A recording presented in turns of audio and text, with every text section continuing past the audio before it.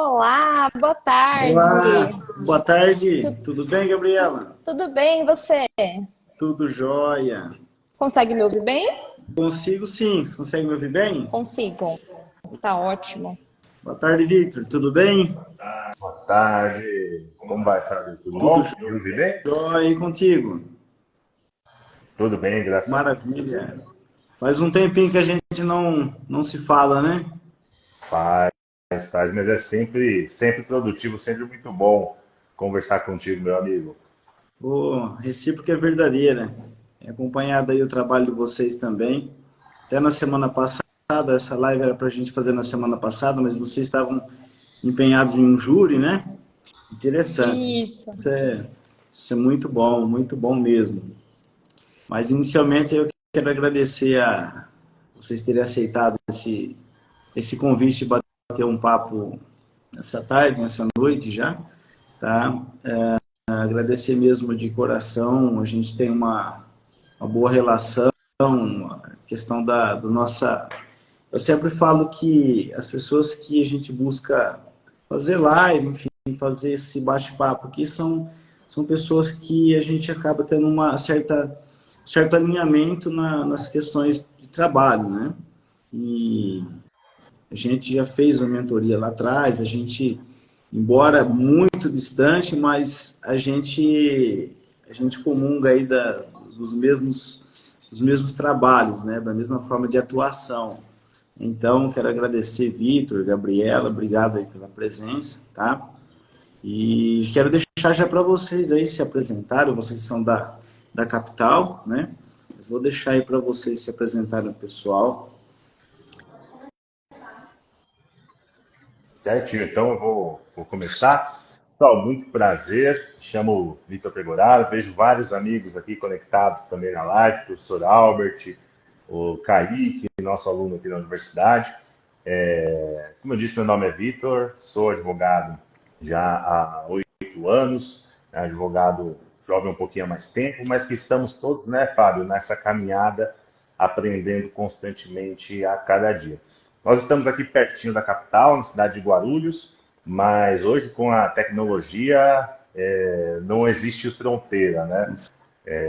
Fábio, quero até parabenizar por esse início e toda a gestão aí à frente da OAB. Nós Obrigado. conversamos bastante sobre, né, gestão de OAB, sobre ideias, sobre projetos aí sempre que nos encontramos presencialmente, e você tem feito um trabalho diferenciado aí na Obrigado. subseção, então parabéns por isso. E agradeço o convite e estamos à disposição para bater papo. Quem tiver também comentários, perguntas, estamos aí à Exato. disposição para desenvolver essa conversa. Ótimo. Maravilha. Vamos lá, Gabriel. Pessoal, deixa eu... Peraí, só uma coisa. Você consegue colocar no mudo seu?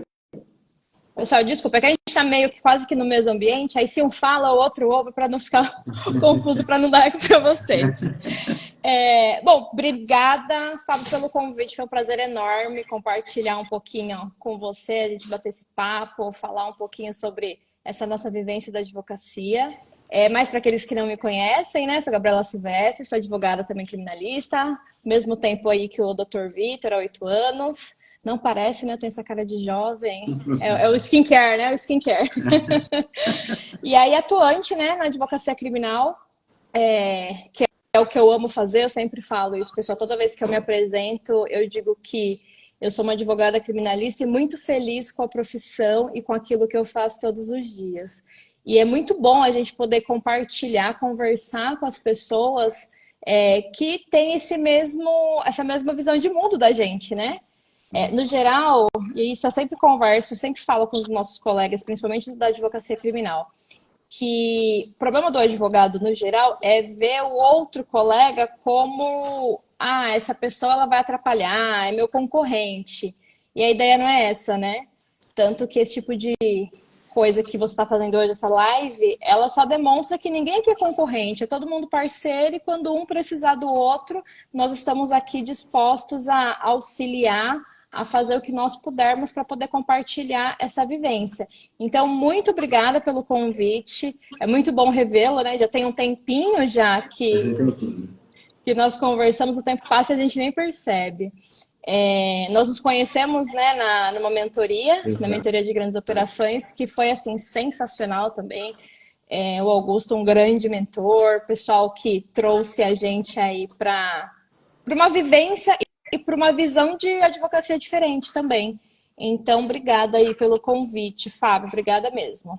Que isso, que isso. Eu que agradeço aí a presença de vocês. E antes da gente entrar nesse assunto que a gente pensou em estar tratando essa noite, mas você disse uma coisa muito interessante e eu costumo sempre dizer, Gabriela, a questão da concorrência, né? Muitos colegas hoje acabam enxergando, esse é criminalista, eu sou também, é meu concorrente. É por isso, talvez, que a gente não tem tanta força. Eu percebo que a advocacia criminal ela carece de força e muitas das vezes a gente parece estar sozinho no campo de batalha. Quando que era para a gente estar juntos, enfim, discutir eventualmente uma situação de prova, de estar construindo uma prova, questão bater um papo, a questão de decisões de tribunais, e a gente não vê muito isso. Aqui são poucos colegas que estão abertos para esse tipo de conversa. Eu percebo muito que acabam enxergando, na maioria dos casos, como concorrentes. E a gente percebe lá no grupo que isso não faz parte do nosso ecossistema. Exato. Pelo contrário, eu até fiz um contato contigo a respeito de uma situação, de um caso aí de São Paulo, acho que faz mais de um ano, né? Uhum. Então, olha só, eu sempre digo que, de acordo com a relação que a gente tem com os colegas, a gente acaba tendo um braço em cada estado, um braço em cada cidade, um braço em cada região, e isso faz com que todos acabam, de certa forma, ganhando. E principalmente o cliente, não é? Exato. Por exemplo, se eventualmente me aparece um cliente agora, uma família aqui, precisando de ir num plantão aí, eu aciono vocês, é muito mais rápido que eu pegar um carro e ir até aí. A hora de chegar já acabou o flagrante, enfim. Então, assim, esse é o tipo de visão que a gente sempre gosta de falar, pessoal, e para abrir a mente e se juntar a nós, porque nós estamos todos juntos, né? E sem contar da questão da especialidade, cada um tem um nicho, dentro da área criminal, tem um nicho que se identifica mais, não é? Exato, exatamente. Pensando nisso, né, a gente aqui, na verdade foi uma ideia inicial, porque assim, as boas ideias, eu brinco que sempre começam na mesa de um bar, né, com uma conversa descontraída. E há um tempo atrás, já deve ter mais ou menos uns 2 anos, conversávamos eu, Vitor, doutor Tiago, Gustavo e Rodrigo sobre isso, né? Sobre essa necessidade da gente se juntar com outros advogados que têm essa mesma visão, essa mesma ideia e compartilhar a experiência. E aqui a gente, entre aspas, criou meio que uma comunidade nossa, né? Para tentar auxiliar aqueles que estão se formando agora, que acabaram de sair da faculdade, ou então aquelas pessoas que estão migrando de área de atuação, né? Eu atuo mais na trabalhista, civil, meu objetivo é para o criminal, como que eu faço essa migração? E dá para perceber que isso realmente vale muito a pena e gera muito fruto. Tanto para aqueles que estão ali só observando, aprendendo um pouquinho, porque aprendizado nunca é demais, a dúvida de um colega pode ser a dúvida de outros tantos, como essa ideia de realmente para o cliente também é bom, porque de repente eu advogo no criminal, mas sei lá, não faço júri, eu não sou tão bom em crime financeiro, e tem colegas que realmente atuam nessa área e têm uma expertise com relação a isso. Então, abrir essas comunidades no sentido de compartilhar conhecimento, conversar sobre o nosso dia a dia e chorar um pouquinho as mágoas, né? Porque se tem uma coisa que a gente sabe fazer ultimamente é sofrer com as decisões que nós temos visto aí dos tribunais. Então, compartilhar a experiência, a parte boa e também a parte ruim da advocacia criminal, né? Exatamente, exatamente. Acho que precisa de crescer mais esse grupo, né, na questão da criminal. Mas sabe que eu percebo isso em todas as áreas, até você vê o pessoal do civil, você vê o pessoal da trabalhista, raras exceções, mas a mentalidade do advogado hoje ela é muito, muito fechada, não é? muito fechada, acaba vendo como um adversário, parece que é um adversário, né? Então, acho que aos poucos tem que ir mudando para que todos acabem ganhando, né? Como eu disse, e quem tem mais a ganhar isso é o cliente, para quem a gente presta serviço e sempre busca entregar o melhor, né? E dando início aí na questão do nosso bate-papo de hoje, e até eu acredito que o caso da semana passada de vocês tenha sido uma questão até de repercussão, né? A gente ia tratar da questão de crimes de repercussão, qual que é o impacto que traz na sociedade, o papel da imprensa, que eu tenho percebido isso, e não é até em relação a um caso que nós tivemos aqui na cidade, mas eu tenho percebido que a imprensa ela vem fazendo o papel do judiciário, a maioria da imprensa, né? Não podemos generalizar, mas grande parte ela acaba fazendo, ela faz a prisão, ela faz a instrução no processo, ela condena, né? E, enfim, então isso é algo que a gente sabe o peso que a imprensa traz, principalmente para juízes que não estão muito bem preparados, né? E querem dar uma resposta à sociedade. Então esse é um dos ganchos aí que eu gostaria já de trazer, e já deixar aí, se eventualmente vocês quiserem fazer algum apontamento em relação a isso, quando tratarem desse processo de vocês, e o que vocês acham em relação a isso. Perfeito, Fábio. E nós temos, acho que, dois exemplos recentes disso que foram bem significativos, né, de casos aí de repercussão nacional. A gente teve uma série da Netflix, salvo engano, foi o caso da Flor de Lis, no Rio de Janeiro, se eu não me engano, que a série foi lançada um dia antes de se iniciar o tribunal do júri, né? E aí a gente coloca isso na balança, né?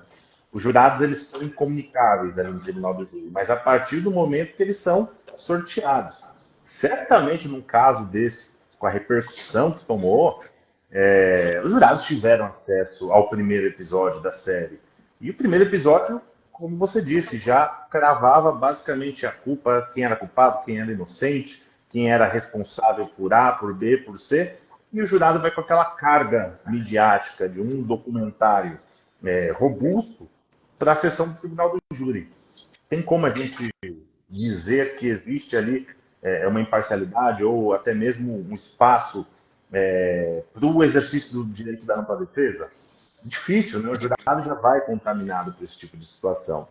Então, a mídia, de certa maneira, a gente tem que sempre olhar para a mídia como parceiro, porque não dá para a gente também entrar numa cruzada aí contra a mídia, seja qual for o caso que nós tivermos, tem que ter uma certa responsabilidade, até porque nós temos um histórico complicado da mídia no Brasil em relação a processos criminais, né? O famoso caso da escola base, que repercutiu da forma que repercutiu nos anos 90 e causou os prejuízos que causaram lá atrás, que a gente vê até hoje, que vidas foram destruídas, né, por causa de uma informação que não foi, não vou dizer mentirosa, mas que não foi apurada ali na veia, né, não foi apurada ali com imparcialidade, dando direito à defesa se manifestar e etc. e tal. Esse é um. E a gente tem agora o caso Kiss, que também vai ser julgado novamente, vai ter um novo júri diante das anulações. E a gente teve o lançamento de um documentário, que é o Todo Dia, a Mesma Noite, que é um baita de um documentário. Mas é complicado, né? Como isso vai repercutir, influenciar na cabeça do jurado leigo que está ali para tomar essa decisão.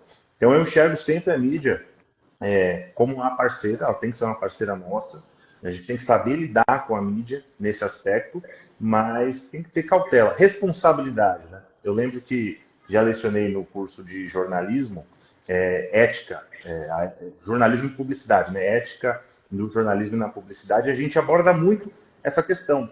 O jornal ele pode noticiar tudo, liberdade de imprensa, liberdade de expressão, mas tem que noticiar com responsabilidade, porque uma vez veiculada, Fábio, você sabe bem disso, né?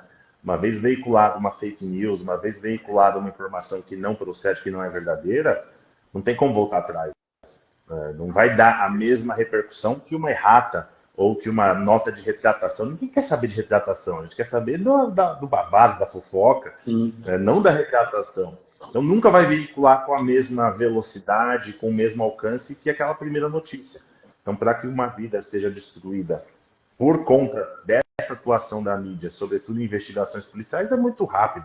Então, aí vai de uma consciência da própria mídia, mas vai muito também da forma como aquele profissional, aquele advogado, aquela advogada se relaciona com a mídia. Né?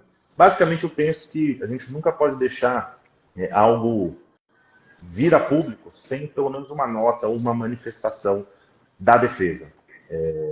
Porque se você deixar a mídia falar por si só, o seu caso acabou. Né? A mídia já cravou. Isso influencia não só o jurado, porque isso é muito comum de se discutir, né?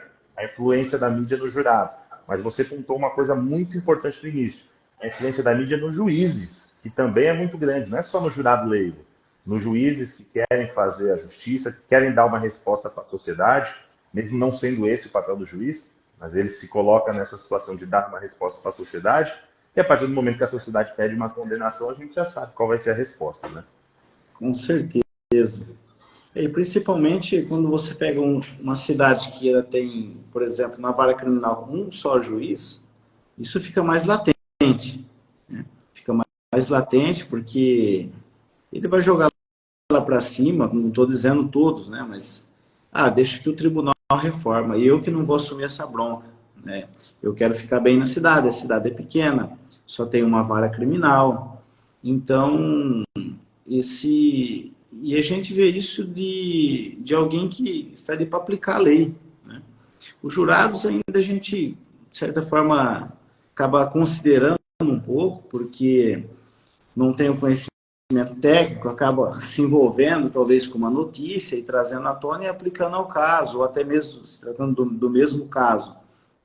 Mas eu tenho notado muito isso, que os juízes, infelizmente, alguns deles têm feito isso. Né? Às vezes, o mesmo caso, se ele não tivesse dado repercussão, ele trataria de uma outra forma. Talvez uma absolvição, uma pena menor, enfim. Mas, assim, você percebe que ele fica com aquele...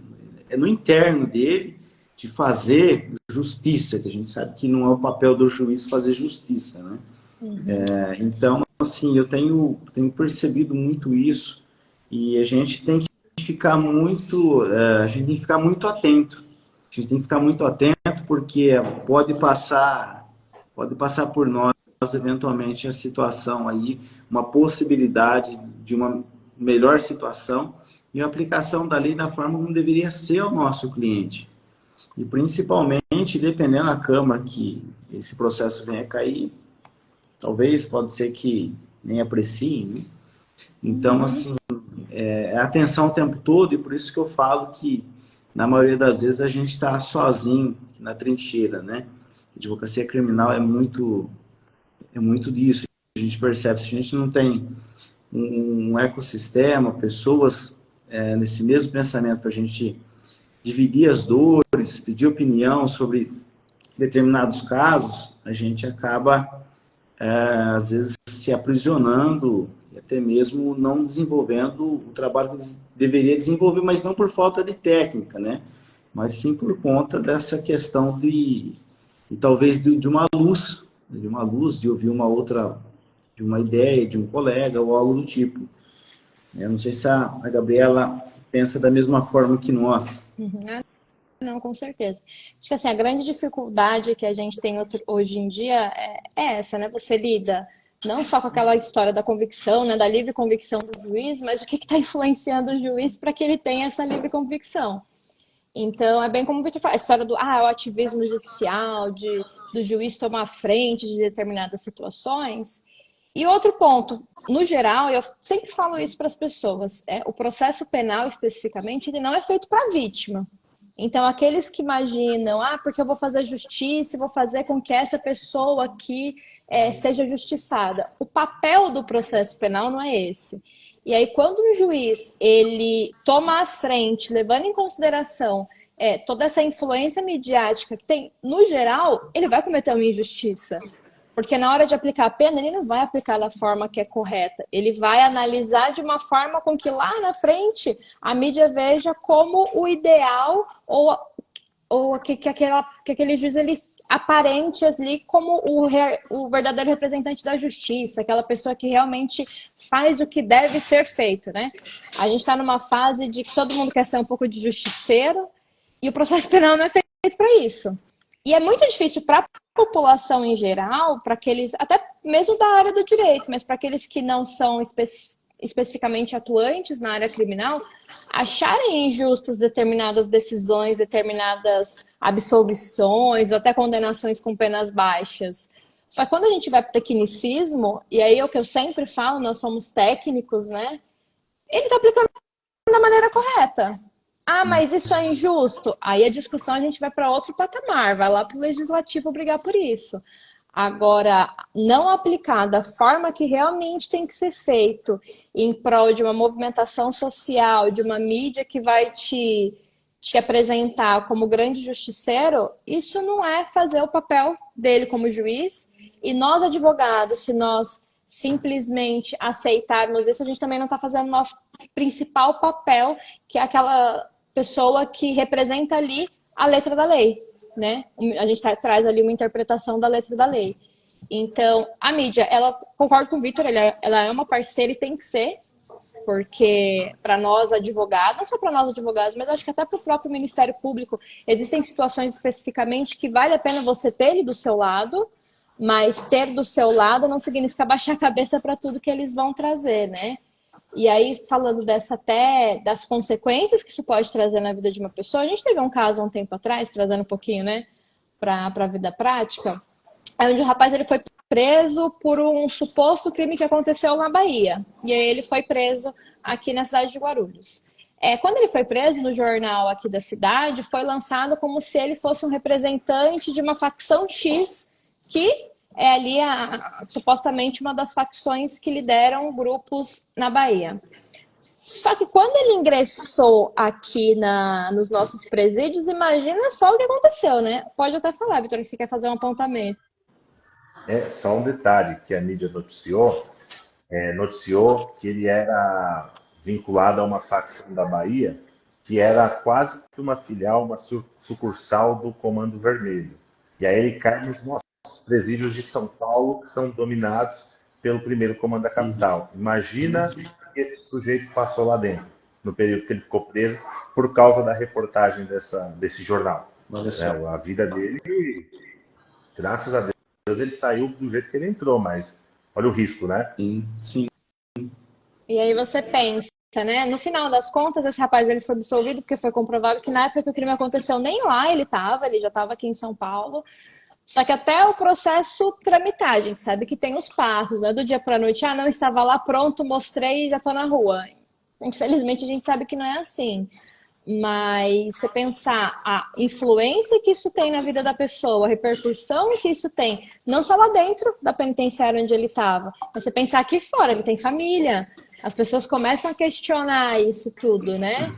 E até você conseguir chegar na mídia para mostrar o outro lado, e nem sempre é esse outro lado que eles querem. Você, porque você está defendendo o bandido, porque vocês estão passando a mão na cabeça dele, vocês são só os advogados e não querem saber da justiça, só querem defender. E não é bem assim. A influência que isso traz para o magistrado, mas principalmente para a vida dessas pessoas, é algo que nunca mais vai se apagar. Se você joga hoje aqui no Google, você vai encontrar manchete de 5 anos atrás, de 2 anos atrás. Então não vai ser diferente num caso midiático desse, né?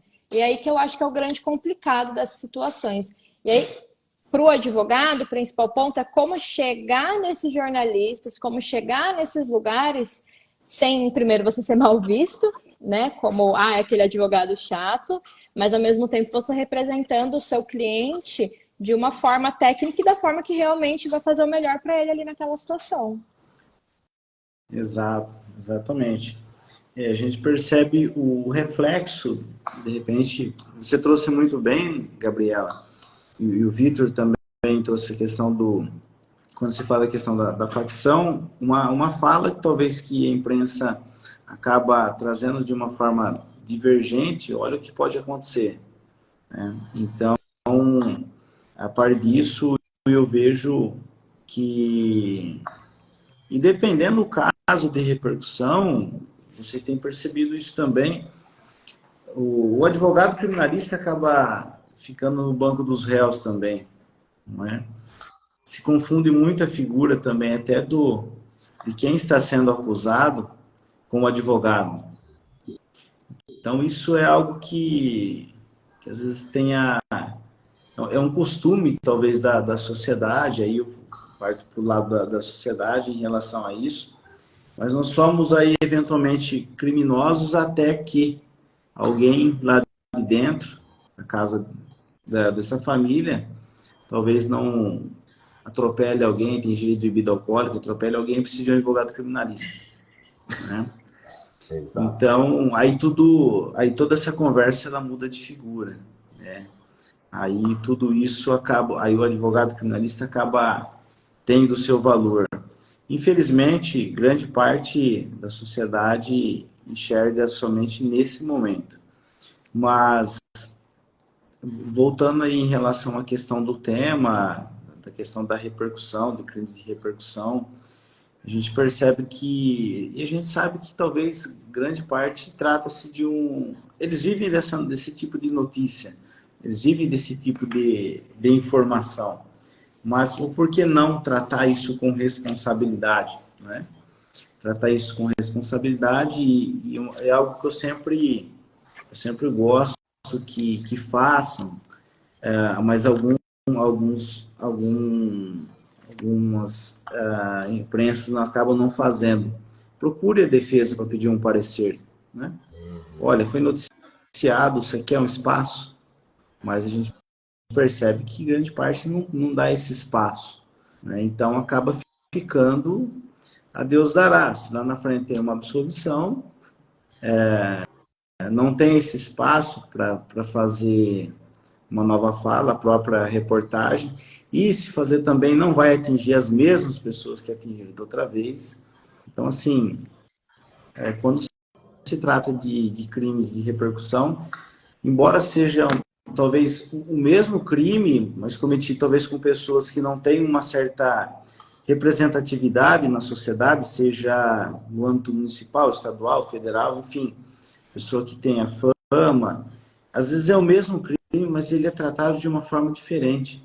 É tratado de uma forma diferente, não só pelo próprio processo na condução do judiciário, mas na questão dos órgãos, até a gente acaba se estendendo na questão da própria da polícia preventiva, talvez que acaba fazendo a prisão, enfim. Então, isso é algo que tem que se tomar muito cuidado. Como a Gabriela disse no início, por trás de alguém que está sendo acusado, tem uma mãe, tem um pai, tem um filho, não é? E que essas pessoas merecem respeito. O acusado também, é claro, mas eu estou dizendo que por trás de alguém que está sendo acusado, não vamos entrar no mérito, a forma que fez, o porquê fez, se não fez, mas deve ser tratado de uma forma igualitária, né? De uma forma igual independente para quem acaba cometendo um crime financeiro ou um furto de um bujão de gás. Então, eu penso que a gente caminha para um lado muito, muito perigoso, né? A gente tem notado a repercussão, um outro caso que veio muito à tona, e hoje, até hoje, foi o caso do Daniel Alves, né? Então, assim, se traz de uma forma muito latente, onde ele eventualmente teria cometido o crime, enfim. Se você perguntar para 100 pessoas, eu acredito que 99 vai dizer que ele fez da forma que talvez algum jornalismo acabou construindo a simulação. Então, olha só, e eu não estou dizendo que ele fez, que ele não fez, mas eu estou dizendo que essa situação, a informação ela não é tratada, não é trazida da forma que era para ser exposta aí para a população, né? E o julgamento às vezes acaba saindo antes. Olha, como que determinado, muitas vezes casos aqui em tela, como que o Daniel Alves, depois de tudo que foi falado, por mais esse cara é absolvido, que justiça que é essa, né? Então, esse é o grande problema que eu penso em relação a situações que têm repercussão. O que vocês pensam da mesma forma, Vitor? Penso que a lei de abuso de autoridade, ela ajudou muito nesse aspecto para acabar com aquela espetacularização das prisões, né?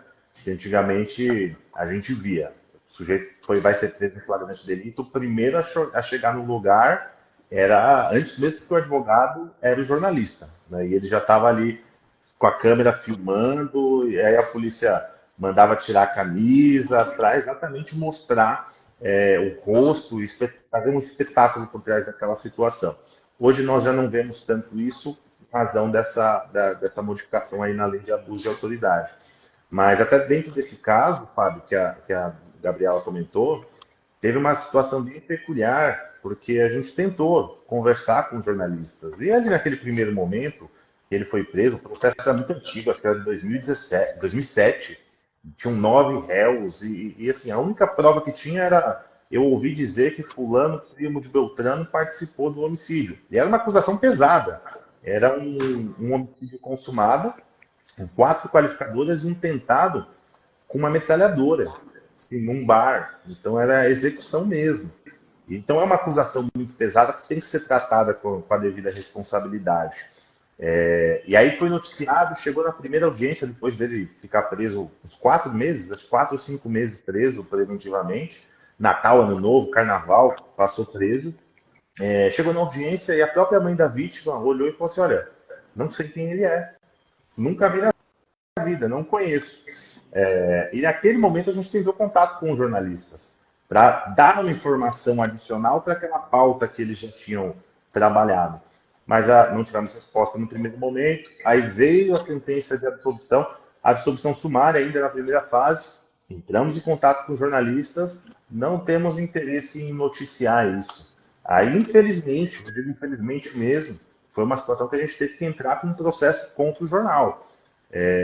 Tanto para a retratação, quanto para uma indenização em favor daquele sujeito que teve o rosto, e até hoje, se você jogar no Google, está o rosto dele lá como membro de facção. Mesmo o processo já tendo se encerrado há mais de 1 ano e meio, 2 anos, está lá, membro de facção. Depois do processo, o jornal tirou a notícia, mas o processo está rolando até hoje também, né? Já está 1 ano e meio, o processo civil a gente sabe que demora, né? Então tem que ter essa responsabilidade. Penso muito nisso. Um outro caso, e aí esse é o alerta, né? A gente chega na porta da delegacia, já está o jornal lá. Aqui na capital a gente tem o DEIC. Nossa, o DEIC, se você for lá de segunda a sexta-feira, vai ter um jornal na porta do DEIC. O Globo, Bandeirantes, Record, SBT, vai estar lá fazendo algum tipo de reportagem. E uma forma de se lidar com isso, né? Eu acho que a gente não pode se intimidar com esse tipo de exposição de um caso que você vai atender eventualmente. Tão importante quanto você chegar lá no flagrante, conversar com o delegado, conversar com os condutores, conversar com todo mundo, é abordar o jornalista e perguntar, é o caso tal que vocês estão cobrindo? Sou advogado, estou aqui na defesa dele, vocês vão fazer reportagem? Podemos conversar? Porque aí se o jornal falar não, aí a postura é do jornal, mas você tomar essa iniciativa de ir lá, já que vai ser transmitida uma matéria sobre a situação dele, então vamos dar uma pontinha aí para a defesa falar a versão dele, porque aí a sua manchete, a sua matéria vai estar completa. Aconteceu isso, né, Gabriela, de uma situação que foi em Guarulhos mesmo. Chegamos no flagrante já de madrugada, tinha um correspondente da Band na porta da delegacia. A gente já imaginou que era para aquele caso, porque foram 10 viaturas da GCM, foi uma prisão bem relevante. O crime não era tanto, mas a forma da prisão foi bem relevante. Aí a Gabriela abordou o jornalista. Na hora que ela viu, abordou o jornalista, explicou a situação, ele perdeu o interesse na matéria. Então, assim, ele falou assim, não vai rolar uma espetacularização aqui, porque a versão da defesa tinha uma certa plausibilidade, e eles foram embora. Pode acontecer isso também. Evitamos a exposição. Fora que a gente chegou primeiro, conversamos com o delegado de polícia, falamos, doutor, tem uma reportagem lá na porta, eles querem entrar, que acontecia muito isso antigamente, né? Eles entravam até na carceragem para filmar o sujeito lá atrás da grade, né? Então a gente já se apresentou, conversou com o delegado e falou, olha, nós não desejamos que a mídia tenha acesso ao cidadão que está aqui preso sob sua responsabilidade. O próprio delegado saiu lá fora e falou para o jornal, ó, não é para transmitir dentro da delegacia. Vocês querem transmitir fora, ok, liberdade de imprensa, mas entrar na delegacia, vocês não vão entrar, por conta da lei de abuso de autoridade. Então a gente tem que saber preservar a imagem do nosso cliente, né? Porque uma vez exposta lá na internet, como você bem falou, cara, não sai nunca mais. Exatamente. Esses casos aí, a gente me faz lembrar muito, esse delegado, no caso, teve uma postura até muito interessante, né, Vitor? Porque na maioria dos casos, a gente percebe que o delegado dá entrevista, o policial militar dá entrevista, aí às 4 da tarde o Ministério Público dá entrevista, e nós não conseguimos acessar o inquérito ainda, né? Então, A gente não sabe nem qual foi o crime imputado ainda, né? Com certeza, com certeza. Uma forma genérica, o vizinho acaba nos informando o que aconteceu porque ele assistiu a entrevista das 4 horas da tarde do promotor de justiça. Exato. Então, são algumas situações que acabam nos entristecendo, né?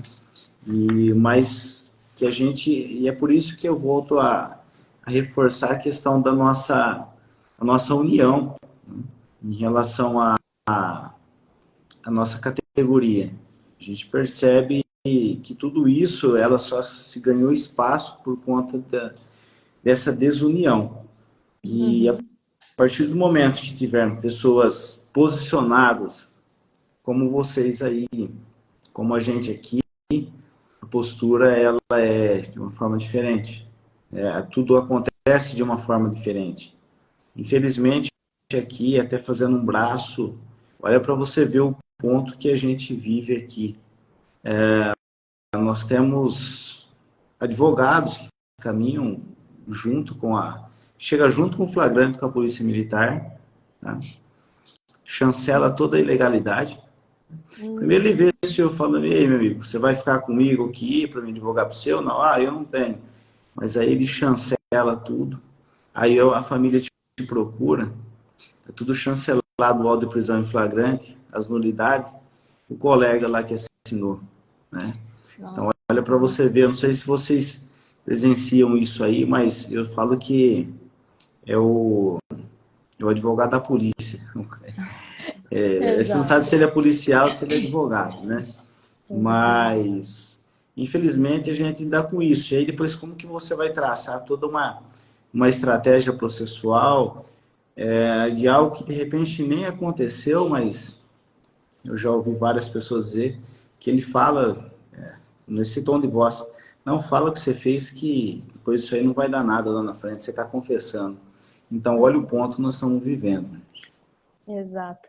Eu falo, tem 2 problemas que nós temos hoje, advogado, infelizmente, que não tem a técnica específica para aquela determinada área, e aí essa história de, vou na delegacia, vou ganhar um dinheiro fácil, porque realmente tem gente que acredita que isso é fácil, o dinheiro fácil, tá tudo bem, pronto, acabou, vou ali, acompanho, e o profissional que se aproveita de uma situação em que a família está ali desesperada para também fazer tudo de qualquer jeito. Eu falo, a gente já teve algumas situações, eu até brinco com o Vitor, né, que nós trabalhamos junto, falo, gente, você quer me matar? É pegar um flagrante, pegar alguma coisa que algum advogado acompanhou e o cara canta mais que passarinho, e é bem isso que você falou, ele chancela. Eu já tive processo de, assim, a pessoa só foi processada, o Ministério Público só ofereceu a denúncia em decorrência de uma declaração que foi dada na delegacia, assinada por um advogado. Você fala assim, se não tem advogado, não, beleza, né? Ele chegou lá, falaram qualquer coisa, ele assinou, não sabe nem o que assinou, a gente consegue ainda ter formas, ter meios ali para conseguir elaborar uma defesa. Agora, quando você tem a chancela de um advogado para se falar o que está acontecendo com esses profissionais, e o pior, né? O que a gente vai fazer agora para defender? Aí, já vou passar a palavra para o Dr. Vitor, mas eu falo o seguinte sempre, toda vez que eu estou num flagrante, se a família vai ou não contratar posteriormente, às vezes a família não tem nem condição realmente financeira de arcar com o advogado no processo, mas se eu entro num flagrante, é pensando, não é nem no processo, já pensando qual recurso lá na frente que pode ser interposto com aquilo que está acontecendo na delegacia. Então, é você ter esse pensamento 2, 3 passos processuais para frente, para não fazer nenhuma burrada e não acabar atrapalhando mais do que ajudando, né? Com certeza. Eu ia comentar só, dentro desse assunto, Gabriela, do caso recente, que o cliente era testemunha protegida e nem sabia, e assinado por advogado como testemunha protegida do inquérito, e nem o cliente sabia que ele era a testemunha protegida. Isso que é aquela loucura, né? Mas quem que é essa testemunha protegida? Chega na audiência, ela descobre que era o próprio cliente. Olha, acho que Você vê que coisa. poucas vezes eu fiquei tão desesperada. Você tá lá na audiência, olha, o que aconteceu? Não, foi isso, doutora. Eu falei, ó, você foi na delegacia, você falou isso? Não foi bem isso que eu falei, mas estava lá com o advogado, ele falou que não tinha problema. Aí, a audiência correndo, né? Um dos réus falou que queria saber, né, as informações ali com relação à testemunha protegida, né? O advogado tem o direito a isso, a advogada solicitou isso. Bom, então vamos redesignar a audiência, porque para a gente saber quem que é essa testemunha e trazer aqui na próxima audiência. Ok. A audiência seguinte, só nós ali no lobby, vi que não tinha ninguém que ali havia intimação. Aí virei pro cliente e falei, olha, não sei se a testemunha vai aparecer, se eles sabem quem é, né? Ele, não, tá bom, doutora. E aí toca a audiência, na hora que a juiz entra, então a gente já vai chamar então a testemunha protegida, é o fulano de tal. Sabe quando você trava? Você fala assim, como assim é ele? Da onde foi que surgiu essa pessoa? Você não lembra disso? Não, eu não lembro. Mas você assinou? Eu assinei. Você estava com o advogado mesmo? Tava, não, meu amigo, meu brother e tal, ele foi comigo. Aí tudo aquilo que você desenvolve, você já tem que pensar ali rápido, pensar em todo um outro planejamento, mudar completamente a rota para conseguir elaborar uma defesa eficiente. E aquilo, às vezes o advogado vai pensando na visibilidade que um processo, de repente, que tem uma repercussão midiática traz profissionalmente, e a gente também não vai negar que isso possa acontecer, ou então num valor que vai receber ali inicialmente para fazer um acompanhamento na delegacia, para fazer um flagrante, só que a consequência disso é muito grande. Eu estava na semana retrasada, se eu não me engano, ali no Fórum da Barra Funda, e tinha uns colegas que estavam ali fazendo um giro. Eu falei, vou dar um pulinho ali, né, para ver. Eu gosto muito de assistir, de prestigiar. Aí sentei, no que eu sentei, o Ministério Público tinha iniciado ali as alegações. E o que o Ministério Público fez? Apresentou para os jurados as reportagens do caso que aconteceram, né, que foram ali no dia. E aí tinha uns 2, 3 telejornais que reportaram a situação e ele estava simplesmente mostrando a reportagem. Imagina para os jurados verem aquilo de, olha, o promotor está falando que essa pessoa é culpada. E além do promotor estar falando isso, que para eles é uma figura de respeito, ele ainda traz 3 jornais diferentes contando toda aquela história triste, a família chorando na hora em que tudo aconteceu. E para o advogado reverter isso, né? E aí é outra história. Cadê que o advogado, de repente, foi chamado ali na época da reportagem para trazer um esclarecimento, para trazer uma ponderação, que fosse uma nota escrita, mas já traria ali um contraditório para uma reportagem que lá na frente foi mostrada para os jurados, e a gente sabe que isso vai fazer uma baita de uma diferença no julgamento dessa pessoa, né? Então, a repercussão que um caso tem desse, em especial num tribunal do júri, cara, isso influencia num nível que nem nós ainda temos a noção do quanto isso pode atrapalhar um julgamento. Com certeza. E você disse muito bem a questão do promotor e o detalhe, depois, se trata da questão do tribunal do júri, ele senta ao lado do juiz. Não é? A Gabriela caiu. Acho que ela caiu. Mas exatamente. E aí a gente ainda tem que ouvir o ministro do Supremo Tribunal Federal falando que isso não influencia em nada, né? Só o lugar que ele está sentado influencia alguma coisa. Faz piada ainda com isso, né? Sendo que a gente sabe que o simbolismo de poder do promotor estar ali ao lado do juiz é muito grande no cognitivo do jurado, né? Com certeza. certeza, com certeza.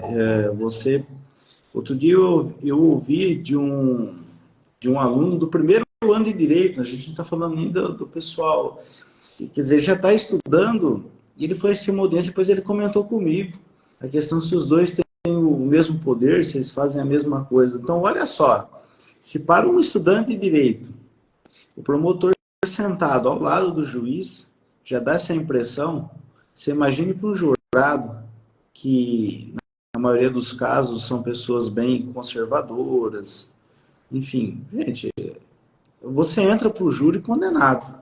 Exato. Você entra para o júri condenado. Eu lembrei até de uma história, há um tempo, acho que no ano passado, nós fizemos aqui na faculdade um júri simulado, só que esse júri simulado ele era assistido ali por estudantes do ensino médio. Sensacional, né? Que o pessoal vê como é que funciona. Eu achei muito legal porque no dia o pessoal gosta dessas coisas, colocaram aquelas fantasias de presidiário, mas sabe aquelas fantasias, né? Preto e branco, capuzinho, 171. Assim, nada a ver, né? 171 e o homicídio, mas ok. E aí, na hora que o pessoal do ensino médio entrou, eu ouvi uma menina falando o seguinte: olha, ó, a roupa dele, ele é o bandido. Ah, se ele tá com essa roupa, se ele tá de algema, olha, a mão dele tá presa. Se ele tá de algema, ele é culpado. Então, se eu fosse essas pessoas, eu ia lá e condenava. A gente brincar, o que que tem a roupa, o que que tem uma algema na influência das pessoas, o que que tem uma reportagem na influência das pessoas? Gente, é tudo. É completamente... Nós, seres humanos, nós somos completamente influenciados pelo meio em que a gente tá e por aquilo que nós vemos. Então, se para aquela pessoa, só o fato de alguém estar vestido com ali, né, com uniforme, com aquelas roupas características de uma pessoa que está presa, se está preso é porque cometeu o crime, se cometeu o crime tem que ser condenado. Ponto, acabou. Não dá nem a oportunidade da defesa trazer o ponto dela, não dá nem a oportunidade de que tem ali, pelo menos, pare uma dúvida com relação àquele crime, né, se realmente as coisas aconteceram daquela forma. Então, a gente é influenciado por uma roupa, por uma algema, quem dirá se não vai ser influenciado por uma reportagem que traz ali uma história triste e um monte de gente chorando, né? Com certeza, com certeza. E é triste, e a gente para pensar quantas pessoas já não foram condenadas dessa forma. Sim. Quantas pessoas já não foram condenadas dessa forma. Então tem que... Eu falo que grande parte dessa luta também deve ser da advocacia, deve ser quando eu falo OAB, OAB de âmbito federal, né?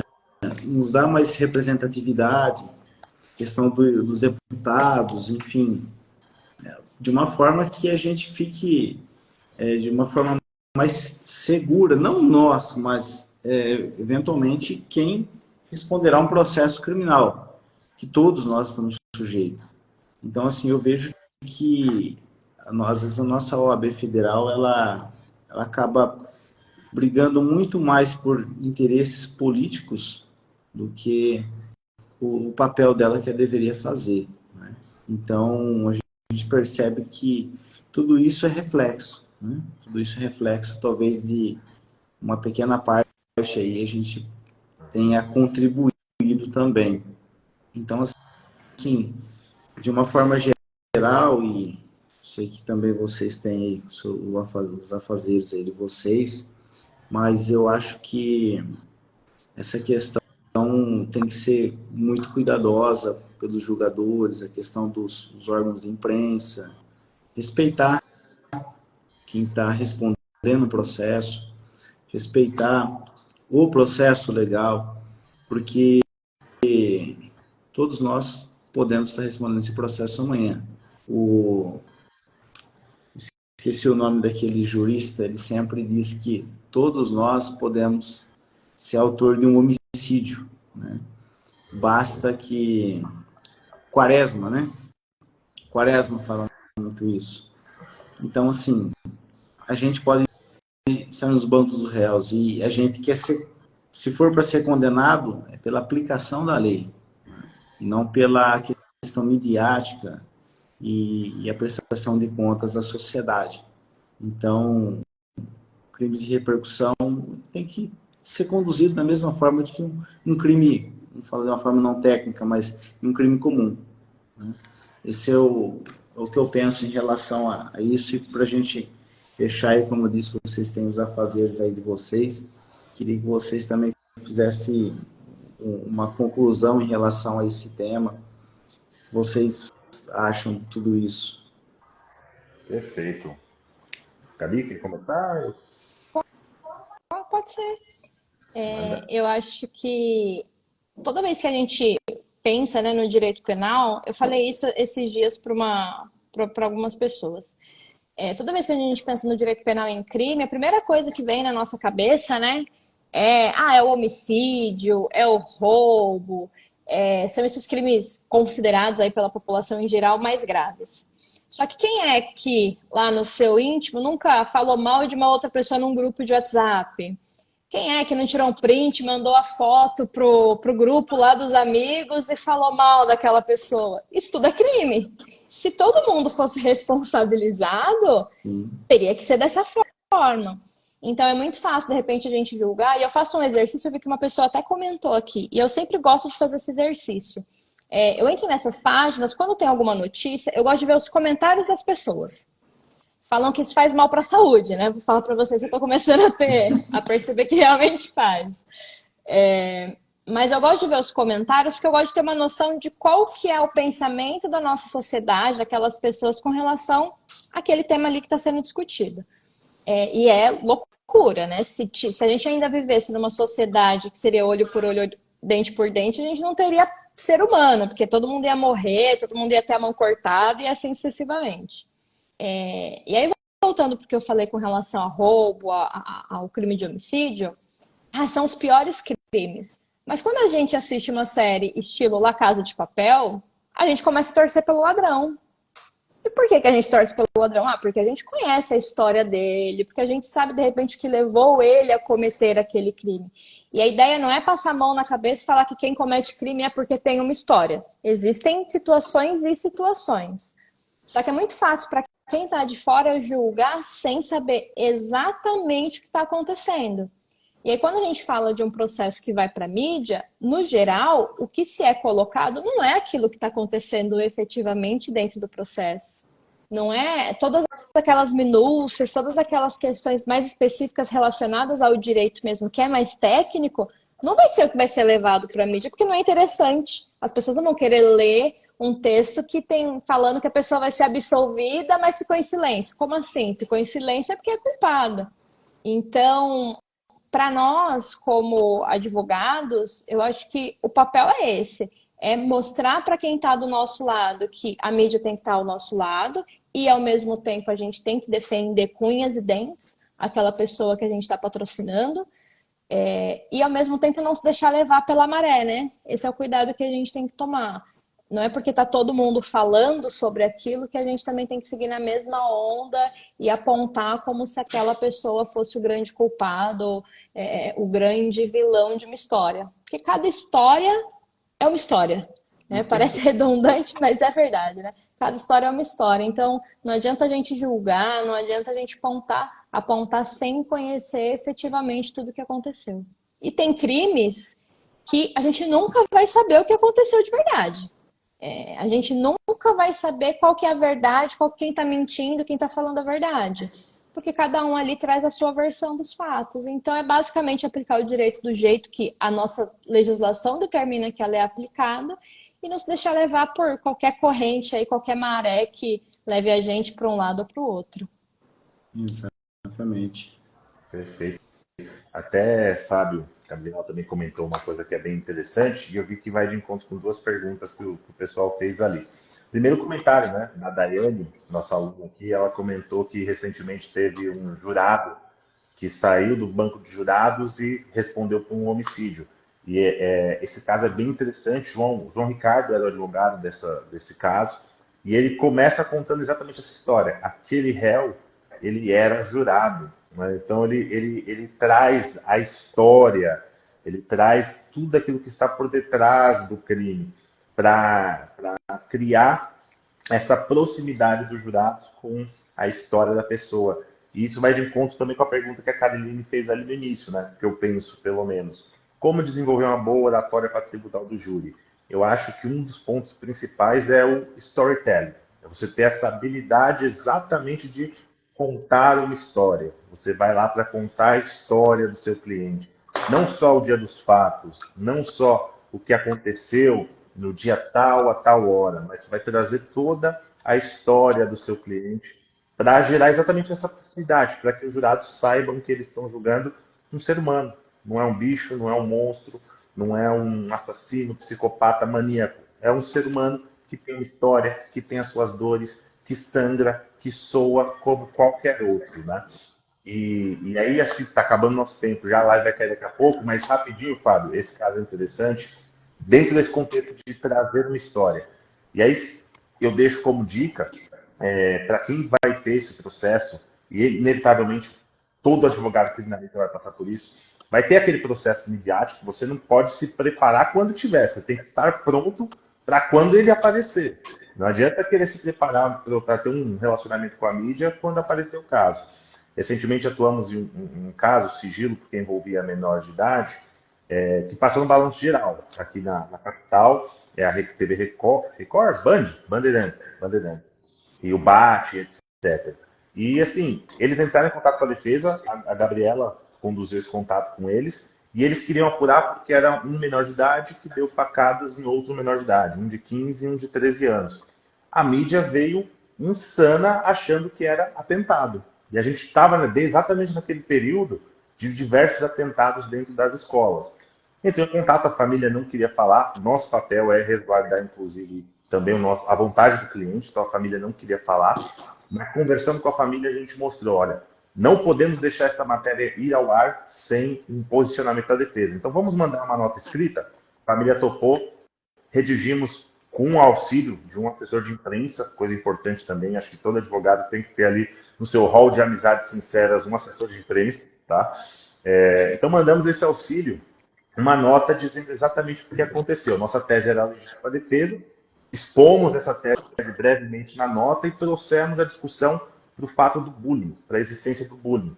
No final das contas, a matéria quase que inteira, está lá na página do Balanço Geral, quase que inteira a matéria foi tratando sobre o bullying e não sobre a facada que o menino tinha dado em outro menino. Então, você saber trazer fatos e contar uma história para trazer fatos para a mídia que sejam de interesse e que tirem, pelo menos, aquele foco negativo que eles colocariam diretamente no seu cliente. Isso aí é muito importante. Então, a discussão, a matéria foi sobre bullying, não sobre a facada que um garoto deu em outro garoto. E aí, muita gente, inclusive nos comentários, né, eu sei que é tóxico, como a Gabriela falou, mas é importante acompanhar, os comentários eram todos nesse sentido. Então, a opinião pública ficou favorável ao nosso cliente, tanto que a ação foi julgada improcedente, foi reconhecida a legítima defesa na ação dele posteriormente, mas a opinião pública falou, ele deu as sacadas, mas o que ele não sofria na mão desses outros adolescentes? O que ele não sofria na mão desse outro grupo de quem a vítima fazia parte? Então a gente conseguiu trazer o foco, o enquadramento para ser mais favorável ao nosso cliente, até porque nosso cliente estava com a verdade ali, né? Então, esse relacionamento com a mídia é muito importante. A gente não pode ser inimigo da mídia. Nós temos que ser amigos, porque é uma relação de interesses legítimos, né? A mídia de noticiar e nós de fazermos o melhor para o nosso cliente. Com certeza, com certeza. Fazendo um gancho que a Gabriela disse, todos nós somos criminosos, né? Já ouvi essa frase várias vezes.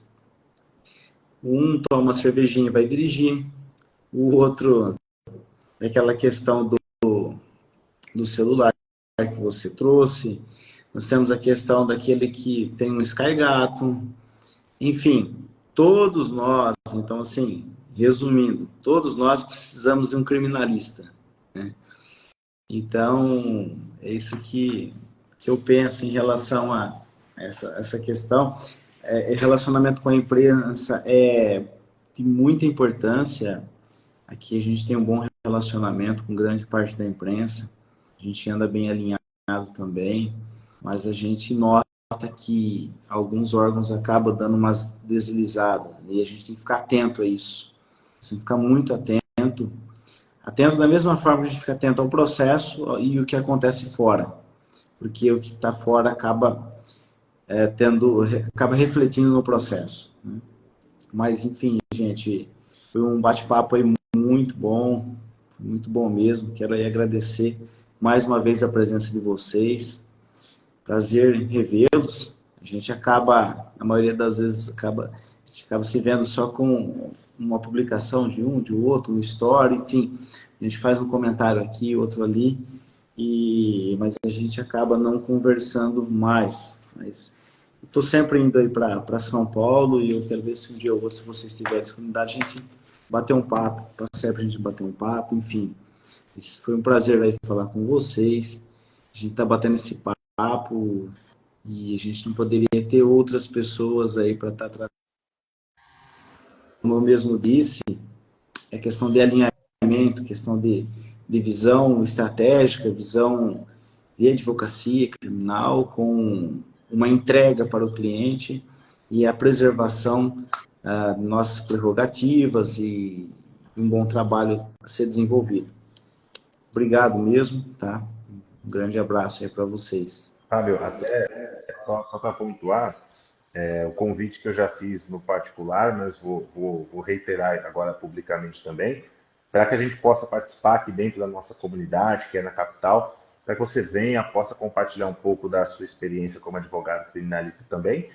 Quem sabe presencialmente, a gente não conseguiu organizar, que a gente tem um encontro presencial em Guarulhos e fazemos muitas atividades online. Então, de público aqui, eu já reitero o convite para que você participe, vamos alinhar, vamos organizar, e com certeza vai ser um prazer visitá-lo aí em Matão também. Nossa, é um prazer. Já está aceito o convite. Muito importante. Obrigado. Parabéns, Vitor. Tamo junto, meu querido. Maravilha, tamo junto, meu amigo. Obrigada, Fábio, obrigada pelo convite, obrigada a todo o pessoal que ficou aí ouvindo a gente falar. O tempo passa, a gente nem percebe, né? Quando fica batendo esse papo assim que é tão gostoso. Mas realmente conexões são importantes, parcerias são muito importantes e são essenciais para a nossa advocacia, para a nossa profissão. Então, muito obrigada mais uma vez pelo convite. E quem sabe nos vemos aí em Matão também, hein? Quero conhecer sua cidade. Com certeza, com certeza. Será o maior prazer aí ter vocês aqui nos visitando, tá? E obrigado mesmo, viu, gente? Obrigado aí de coração e vamos marcar uma próxima também. Vamos continuar fazendo esse bate-papo. Com certeza. Não é? Agradeço aí a todos também que ficaram até agora nos assistindo. Segunda-feira, já no final do dia, acho que todo mundo está cansado, né? Mas obrigado, pessoal. Obrigado aí por nos acompanhar até o momento. Então, uma boa noite a todos aí. Obrigado. Uma excelente semana de muito trabalho. Um grande abraço aí a todos, viu? Tchau, tchau, pessoal. Um abraço. Tchau, tchau. Um abraço.